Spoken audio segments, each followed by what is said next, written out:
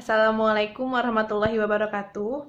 Halo anak-anak, apa kabar kalian hari ini? Ibu selalu berdoa kalian semua dalam keadaan sehat walafiat dan selalu dalam keadaan bahagia.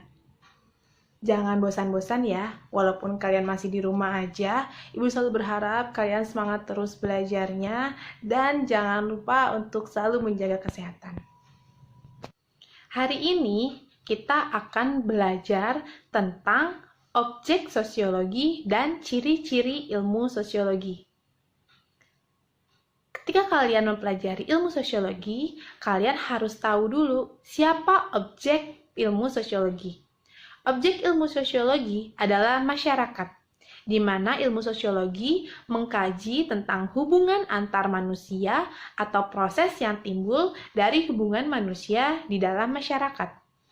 Pada hakikatnya, ilmu sosiologi mengkaji dan mempelajari perilaku serta interaksi kelompok, menelusuri asal-asal pertumbuhan kelompok, serta menganalisis pengaruh kegiatan kelompok terhadap para anggotanya. Nah, Ibu harap kalian sudah tahu ya, siapa objek ilmu sosiologi dan apa yang dipelajari dan dikaji dalam ilmu sosiologi. Selanjutnya, ini adalah ciri-ciri ilmu sosiologi menurut Harry M. Johnson. Ada 4 ilmu ciri sosiologi. Yang pertama yaitu empiris. Yang kedua teoritis. Yang ketiga kumulatif. Dan yang keempat adalah non-etis. Ciri sosiologi yang pertama yaitu bersifat empiris, yaitu didasarkan pada observasi terhadap kenyataan dan akal sehat. Maksudnya, kajian ilmu sosiologi itu harus berdasarkan observasi yang menjadi kenyataan di dalam masyarakat. Jadi kajian ini juga nggak boleh bohong-bohongan, nggak boleh rekayasa, tapi memang terjadi benaran di masyarakat dan masuk akal, sesuatu yang masuk akal, yang bersifat rasional. Nah, contohnya adalah ada penelitian yang meneliti tentang masyarakat Indonesia yang memang kenyataannya kita hidup dalam perbedaan baik suku, agama, budaya, dan sebagainya. Ini adalah contoh dari sosiologi bersifat empiris. Selanjutnya ada sosiologi bersifat teoritis, yaitu berusaha menyusun abstraksi dari hasil-hasil observasi dan menyusunnya menjadi sebuah teori. Nah, dari penelitian-penelitian yang sudah dilakukan, itu disusun abstraksi sehingga penelitian tersebut dapat berkembang dan menjadi sebuah teori. Nah, peneliti atau sosiolog itu ketika membuat penelitian harus berdasarkan teori atau mereka menyusun sebuah abstraksi yang menjadi teori. Contohnya, dalam pandangan yang dikemukakan oleh Karl Marx mengenai kelas sosial. Nah, kelas sosial ini adalah konsep atau teori yang dikemukakan oleh Karl Marx, mengakibatkan adanya konflik dalam masyarakat, terutama masyarakat proletar dan borjuis. Kajian ini didasari pada teori dan penelitian sosial yang dilakukan. Ciri yang ketiga yaitu sosiologi bersifat kumulatif, terbentuk atas dasar teori penelitian yang sudah ada dalam artian memperbaiki, memperluas, serta memperhalus teori yang lama. Artinya, kajian-kajian ilmu sosiologi itu selalu berdasarkan penelitian yang sudah ada, atau dia memperbaiki penelitian yang sudah ada. Jadi, perkembangan penelitian sosiologi itu selalu berkembang setiap masanya, setiap perkembangan itu selalu update istilahnya. Nah, contohnya teori yang dikemukakan oleh Darwin yang mengatakan bahwa manusia sejatinya berasal dari kera. Kajian ini terbantahkan karena struktur hidup dan pola pikir manusia berbeda jauh dengan kera. Nah, perkembangan teori Darwin ini mengalami proses pembaharuan terhadap penelitian yang terjadi. Jadi di sini adalah contoh dari sosiologi bersifat kumulatif.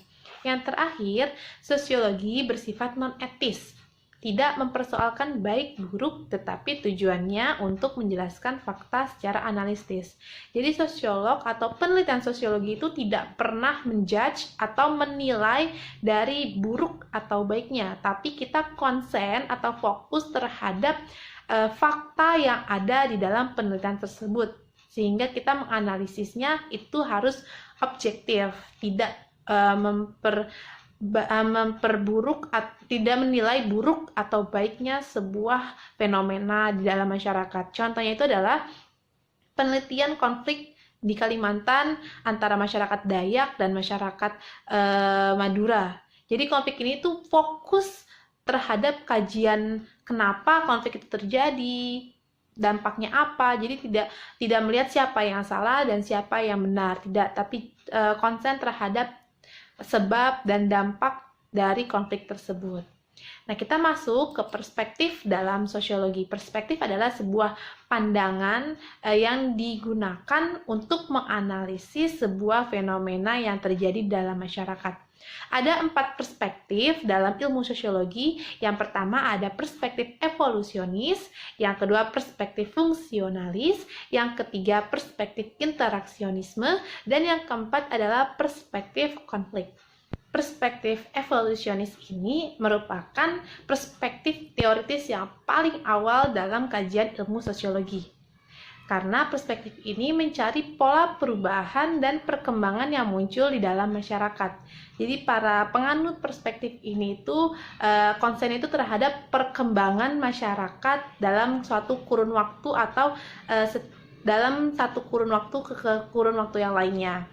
Nah, karena para penganut ini juga melihat perubahan masyarakat itu bergerak maju atau secara linier. Penganut perspektif ini adalah Auguste Comte dan Herbert Spencer. Di minggu lalu kalian sudah belajar kan tentang teori-teori Auguste Comte. Tentu kalian masih ingat tentang teori positivistik, di mana Auguste Comte melihat perkembangan masyarakat melalui 3 tahap. Yang pertama tahap teologis, yang kedua metafisik, yang ketiga tahap positivistik. Nah, ini adalah salah satu contoh perspektif evolusionis yang melihat perkembangan masyarakat ke kurun waktu tertentu. Yang kedua adalah perspektif fungsionalis. Nah, perspektif fungsionalis melihat 4 aspek dalam masyarakat. Yang pertama, masyarakat tidak bisa hidup kecuali anggota-anggotanya mempunyai persamaan persepsi, sikap, dan nilai. Yang kedua, setiap bagian mempunyai kontribusi. Yang ketiga, masing-masing bagian terintegrasi satu sama lain dan saling memberi dukungan. Yang keempat, masing-masing bagian memberi kekuatan sehingga keseluruhan masyarakat menjadi stabil. Nah, perspektif fungsionalis melihat satu masyarakat ini menjadi suatu himpunan atau suatu sistem yang saling bergantung satu sama lain. Kenapa mereka saling bergantung satu sama lain? Karena adanya peran dan fungsi yang dimiliki antar anggotanya. Karena mereka memiliki peran dan fungsinya masing-masing, sehingga mereka ini menjadi satu kesatuan yang saling berhubung satu sama lainnya. Jadi ketika ada satu sistem yang tidak berjalan dengan baik, maka seluruh masyarakat ini tidak akan berjalan dengan baik. Tokoh sosiologi yang menganut perspektif ini adalah Talcott Parsons, Kingsley Davis, dan Robert Camerton. Selanjutnya adalah perspektif interaksionisme. Dalam perspektif ini, manusia diyakini memiliki perasaan dan pikiran, sehingga manusia dianggap mampu membuat, menafsirkan, merencanakan, dan mengontrol lingkungannya.